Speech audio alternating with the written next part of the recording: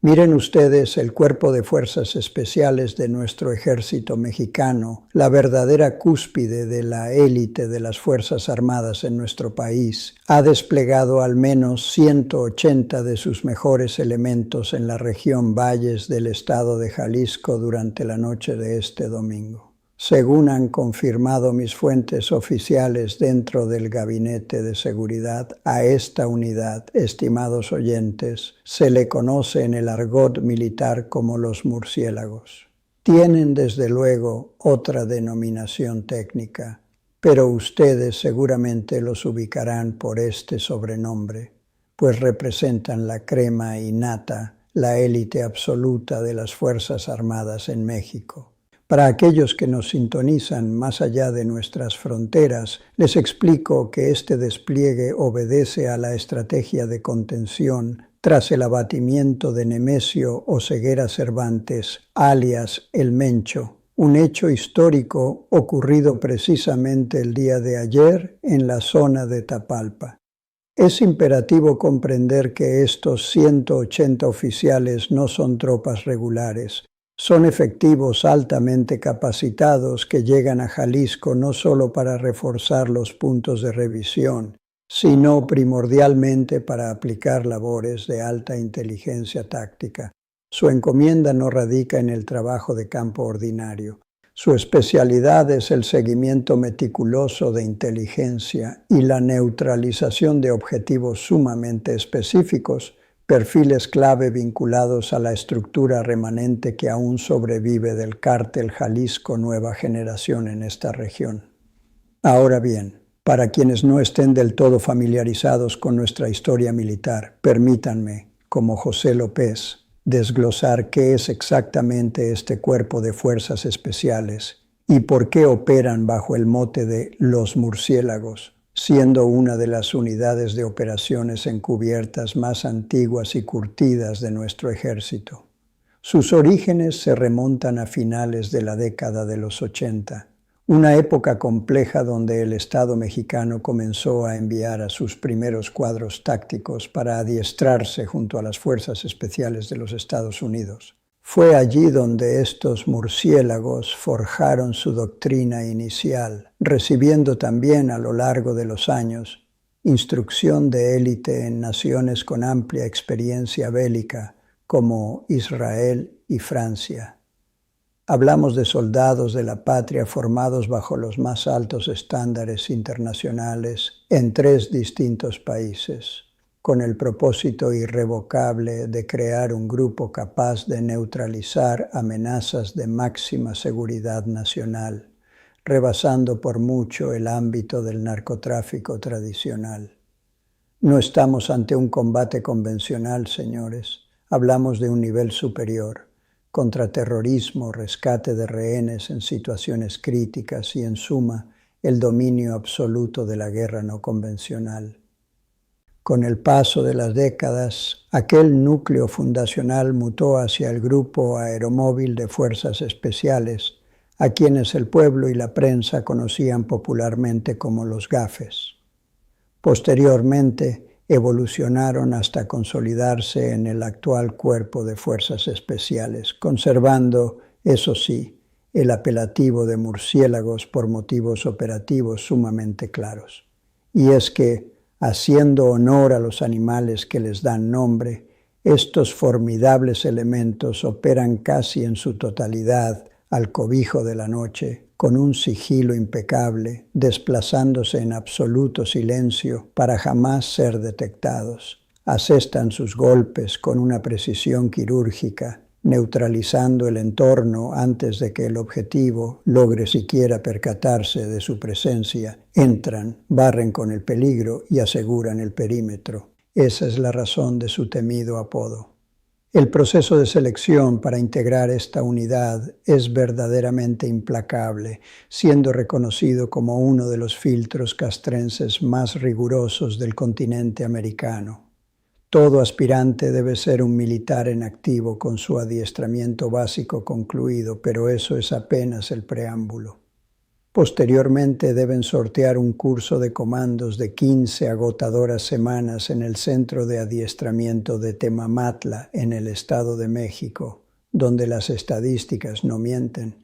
Menos del 20% logra la anhelada graduación. Imaginen esto, amables oyentes. Escasamente 2 de cada 10 candidatos alcanzan la investidura de murciélagos o gafes en estas fuerzas especiales, pues se les somete a pruebas de extrema crudeza. Hablamos de simulaciones de captura y tortura, prolongados aislamientos, severa privación del sueño, racionamiento estricto de alimentos y ejercicios de supervivencia al límite en selvas, desiertos y terrenos montañosos. Los instructores los abandonan a su suerte durante semanas enteras con apenas el equipo mínimo indispensable, evaluando así su auténtica capacidad de sobrevivir.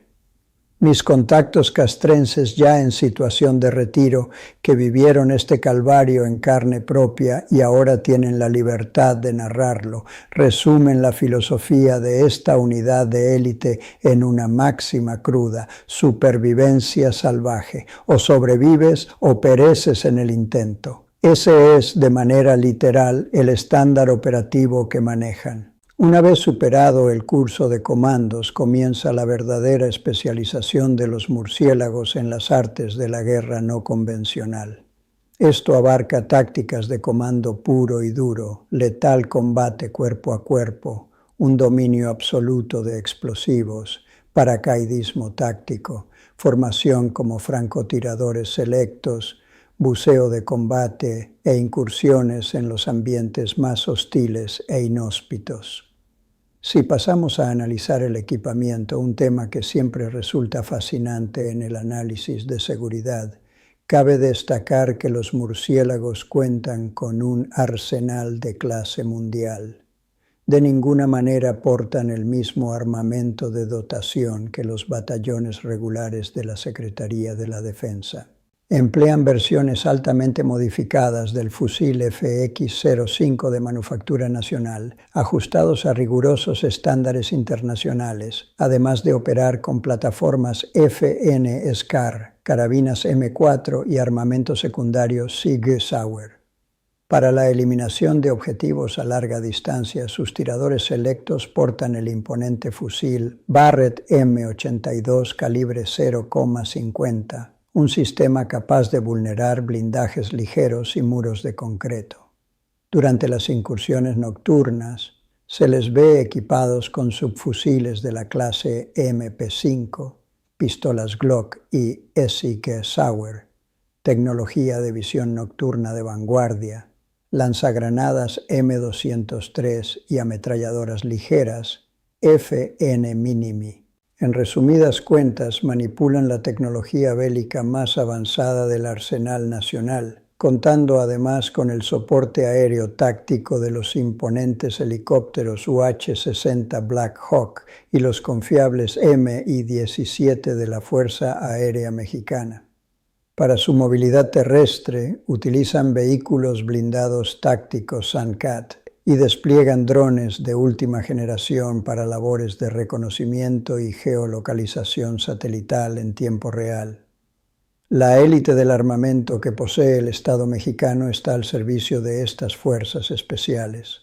Sin embargo, el factor más determinante de su eficacia no radica en sus armas, sino en su absoluta capacidad para operar con autonomía en el teatro de operaciones. Cada célula táctica de los murciélagos está diseñada para funcionar sin supervisión directa del alto mando durante días, adiestrados para sostener operaciones en zonas donde la comunicación es inviable por protocolos de máxima seguridad.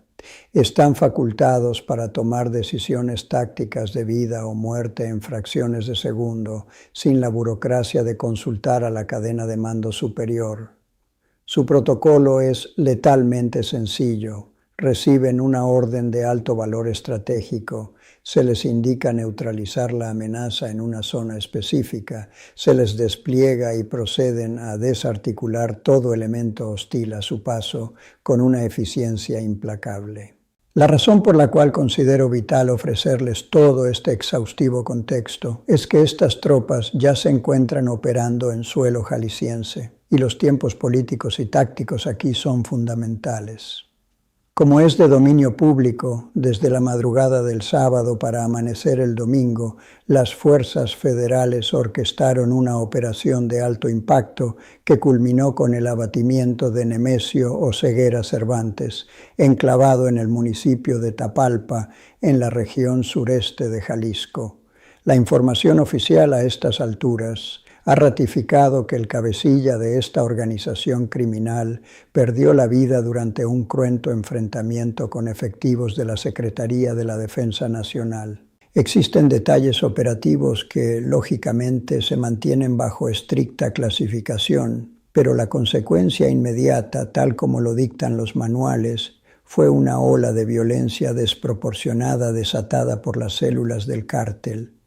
Aquellos eventos dantescos de los que fuimos testigos y de los que nos enteramos en tiempo real son la respuesta virulenta a este golpe al crimen. El recuento de los daños arrojó la alarmante cifra de 85 bloqueos carreteros distribuidos en 11 estados, 27 ofensivas directas contra las autoridades mexicanas y un lamentable saldo de 58 fallecidos tan solo en la geografía de Jalisco, según los datos confirmados hasta el momento. Perdimos a 25 valientes elementos de la Guardia Nacional, auténticos héroes institucionales, además de un custodio, un funcionario de la Fiscalía y una dolorosa víctima civil colateral. A su vez, 30 criminales fueron dados de baja en diversas refriegas.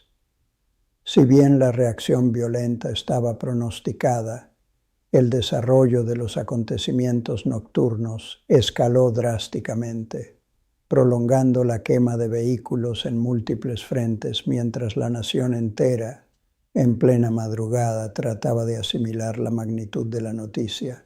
Ante esta crisis, el mismísimo general Ricardo Trevilla Trejo compareció públicamente la mañana de hoy para ratificar el envío de 2.500 efectivos adicionales hacia Jalisco, consolidando un estado de fuerza total sin precedentes que asciende a cerca de 7.000 uniformados federales resguardando la entidad. Un contingente masivo que amalgama al ejército, la Guardia Nacional y la Fuerza Aérea. Pero ojo a este dato crucial: integrados en esos 2.500 refuerzos, arribaron los 180 murciélagos. El observador inexperto podría subestimar esta cifra, cuestionando el peso de una centena de operadores frente a un ejército de 7.000. La interrogante central que como analistas debemos plantearnos es: ¿cuál es la agenda clandestina de estos 180 murciélagos? Les aseguro rotundamente que no los verán desgastándose en retenes de tránsito ni solicitando identificaciones en las calles. Hay que tener mucho cuidado al interpretar esto. Son figuras sumamente temidas por la delincuencia organizada. Si la sola presencia de una decena de exgafes paraliza a los criminales, imaginen el impacto. Ahora magnifiquen eso a 180 especialistas con una misión contundente.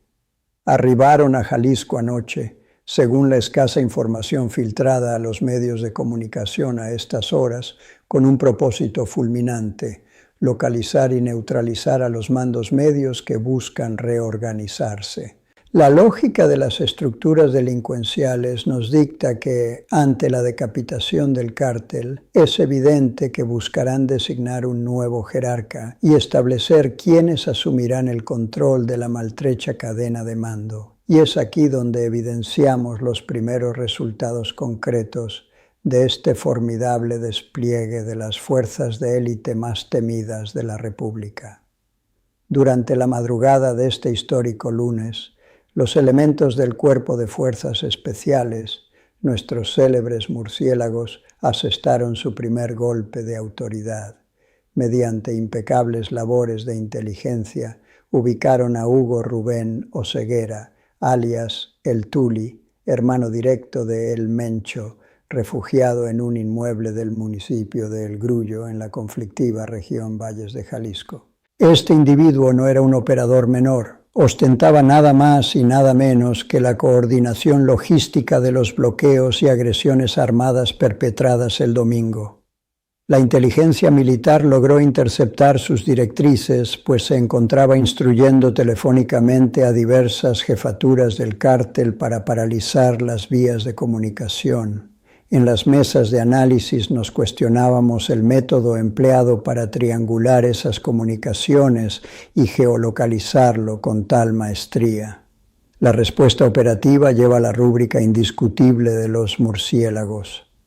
Los reportes de inteligencia señalan que el Tuli, en un acto de franco desafío, había ofrecido recompensas de 20,000 pesos por cada policía o militar caído tras el operativo de Tapalpa.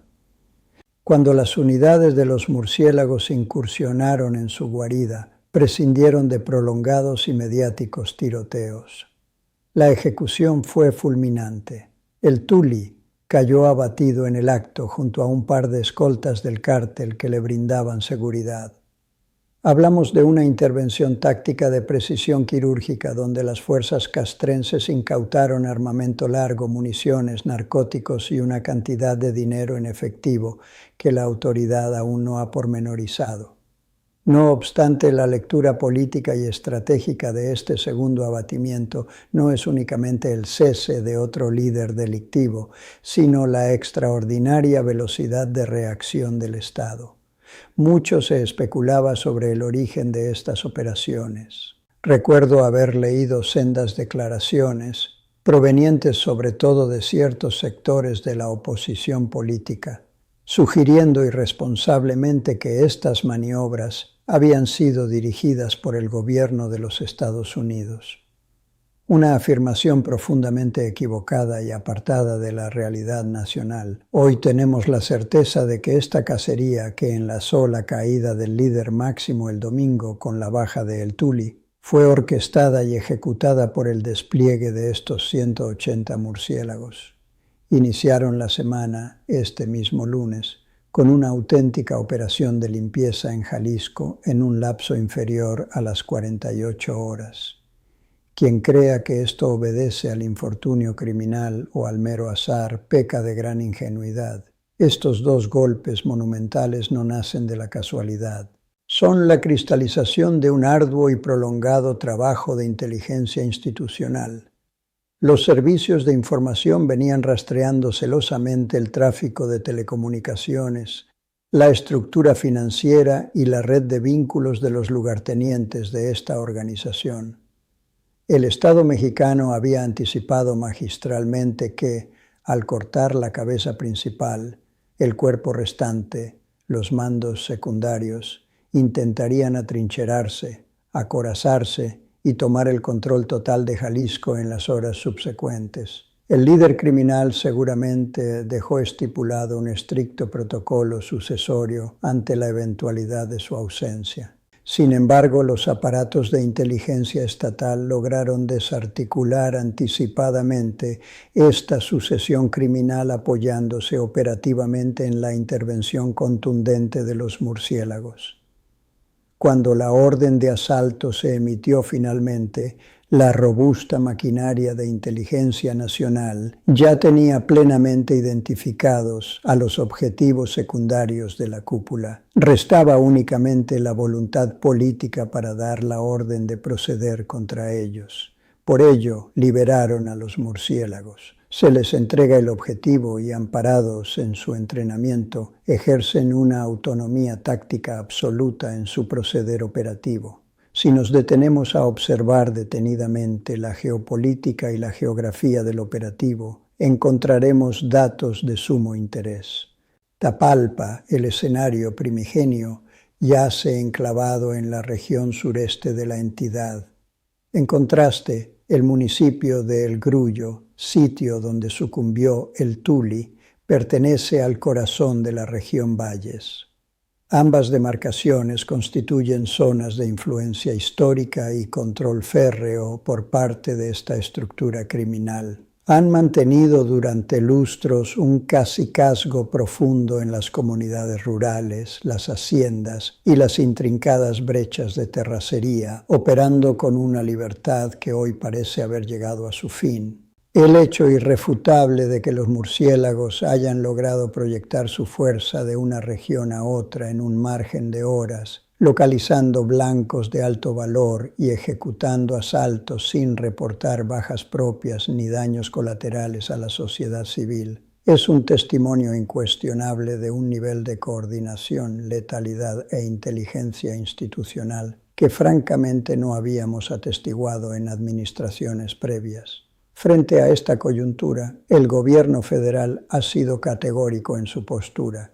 El objetivo prioritario e inminente es desarticular en cuestión de horas cualquier amago de reorganización del cártel. ¿Qué lectura política debemos extraer de esto? Significa que la encomienda de los murciélagos no concluye con estas dos históricas bajas. Nos enfrentamos a una estructura compleja que no se rige por una línea monárquica de sucesión automática. A diferencia de las viejas organizaciones criminales que heredaban el mando a sus vástagos, esta agrupación criminal funciona como una red capilar de células regionales. Estamos lidiando con cerebros financieros, lugartenientes con el control de las plazas, coordinadores de tráfico y producción, todos con considerables márgenes de autonomía. Cada uno de estos individuos representa ahora un objetivo estratégico fundamental.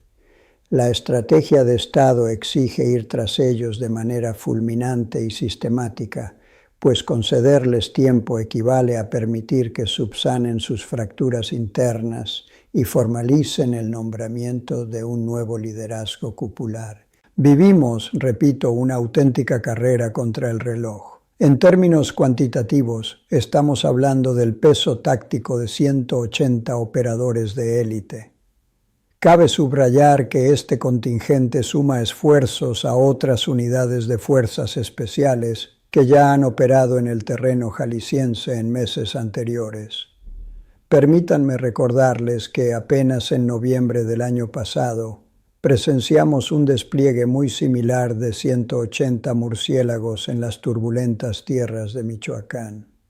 Durante aquel esfuerzo pacificatorio en el marco de la justicia institucional, se apostaron en la Tierra Caliente, en demarcaciones complejas como Tepalcatepec, Apatzingán y Buenavista, sofocando de raíz la cruenta disputa que esta misma organización mantenía contra la facción criminal de los Viagras. Para diciembre, 90 de estos operadores especializados acudieron a blindar el estado de Chihuahua, conteniendo la efervescencia fronteriza derivada de las intensas presiones retóricas procedentes del país vecino del norte.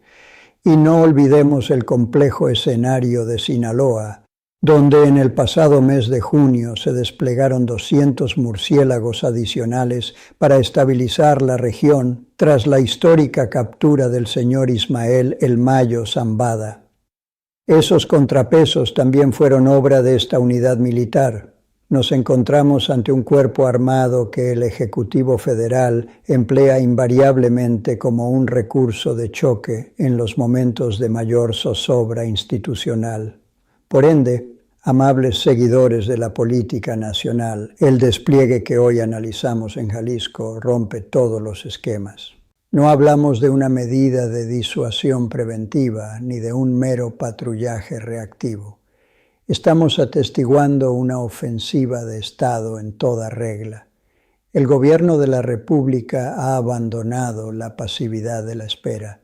No aguardan a que los criminales actúen, van a buscarlos a sus propias fortalezas de manera proactiva. Y los murciélagos constituyen la herramienta definitiva y letal diseñada expresamente para cumplir esta encomienda. Ostentan el temple, el adiestramiento de clase mundial y la capacidad táctica para cumplir su labor.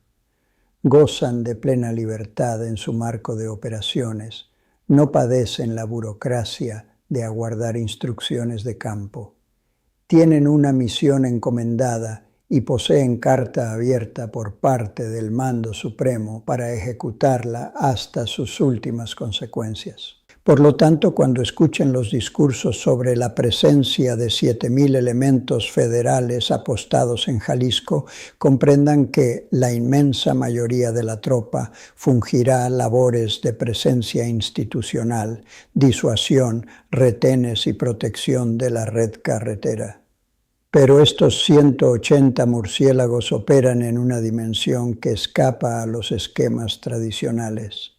Ellos cumplen una misión secreta y clasificada, dirigiendo sus operaciones hacia objetivos extremadamente focalizados. Sin duda alguna, capitalizarán el apoyo perimetral de las fuerzas regulares, pero su encomienda se centra en individuos de altísimo valor estratégico, con expedientes muy robustos. No esperen presenciar a estos comandos brindando entrevistas, ni mucho menos apostados en los retenes de revisión. Su actuar es imperceptible, nadie sabrá que patrullan sus municipios y muy probablemente jamás portarán el uniforme de gala hasta que amanezca y los noticieros anuncien la neutralización de otro jerarca criminal. Tal y como nos sorprendió el día de ayer la sorpresiva noticia del abatimiento de El Tuli. Esa es la naturaleza estricta y letal bajo la cual forjaron su merecido apelativo, y con esa misma ferocidad continuarán salvaguardando la nación en los próximos días. Resulta imperativo que nos mantengamos como sociedad muy atentos al pulso nacional, pues el devenir de las próximas horas promete capítulos trascendentales para la historia de la seguridad interior en nuestro país. Si este tipo de análisis coyuntural y de política de seguridad ha resultado de su provecho, los invito muy cordialmente a suscribirse al canal de su servidor, José López. Su respaldo en la difusión de este contenido es fundamental para seguir sumando voluntades y alcanzar pronto nuestra meta de 4 millones de suscriptores informados. Deseo extender un cálido saludo y mi profundo agradecimiento a nuestra seguidora Taatas, quien permanece sintonizada desde Canadá, profundamente atenta al acontecer de nuestro México lindo y querido. Un abrazo fraterno a la distancia. Valoro enormemente el aporte de nuestro estimado Chabelo Soto. Muy aguda su lectura sobre el tema de la intervención de ciertos elementos castrenses extranjeros que, impulsados por agendas foráneas, presuntamente participaron en la gestación de algunos de estos cárteles. Un apunte que sin duda merece una tertulia aparte. De igual manera, nuestro gran amigo Julio Rosas pone sobre la mesa el papel insoslayable y la enorme corresponsabilidad de las políticas del norte en este flagelo que nos azota de manera transnacional. Leo con detenimiento a nuestro amigo Freedom, quien nos comenta respecto a la fortaleza y altísimos índices de aprobación de la actual mandataria. Y claro está, siempre prevalecerá aquel margen del 5% en desacuerdo. Y como bien sabemos, muchas veces ese descontento emana de ciertos grupos obligados finalmente a acatar las disposiciones fiscales tras los recientes reveses en la Suprema Corte de Justicia. Coincido a cabalidad con Melissa. Todo el honor y la gloria para nuestro ejército mexicano. Representan a verdaderos próceres que sacrificaron sus vidas con heroísmo en pos de un Estado de Derecho más firme y seguro para nuestras futuras generaciones. Por último, agradezco enormemente los comentarios de Luis Roberts y tomo nota de su pertinente observación. Ciertamente tenemos pendiente desgranar la compleja geopolítica y el despliegue estratégico ruso en su relación con Irán. Hemos volcado nuestra atención, lógicamente, a la prioridad que representa la seguridad en el seno de la patria, pero les doy mi palabra de honor de que ahondaremos en esa fascinante agenda global en nuestra próxima entrega de análisis político.